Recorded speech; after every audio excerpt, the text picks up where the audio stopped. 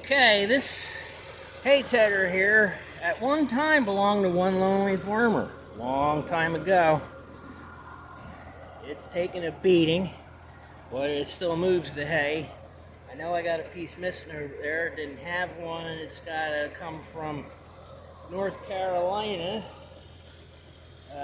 If they had it in stock, I don't know if they do. Got to order it. Agri Supply sells parts for that. Now you might notice this is indeed first cutting, and it is August 15th.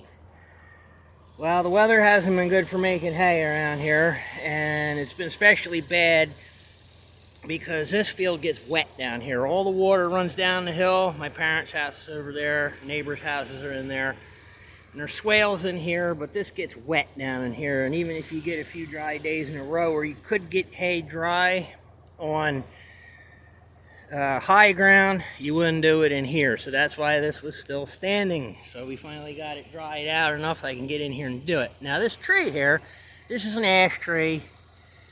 Ash borer's got in it. And you're probably all wondering, what in the heck is that tree doing in the middle here? Well, there used to be a tree line through here before the swales were here. And down in here where these little trees are, once upon a time, this was farmed all the way down into there. And it got put in the soil bank in the 50s, I think, and left grown up in the trees. But anyway, my cousin Pete, who owned this property, passed away a couple years ago.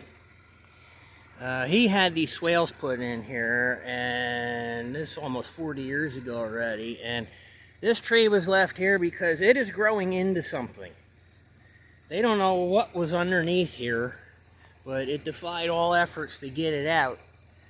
I think it's going to get cut down, and we're going to have to figure out what's underneath here, or I'm just going to have to try to grind a stump down as low as I can, so at least we can go past this with the sprayer booms instead of spinning around in here trying to avoid trees.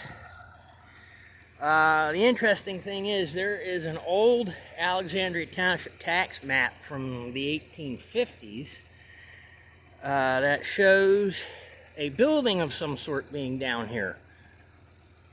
It does not identify what kind of building it was. It's not a house.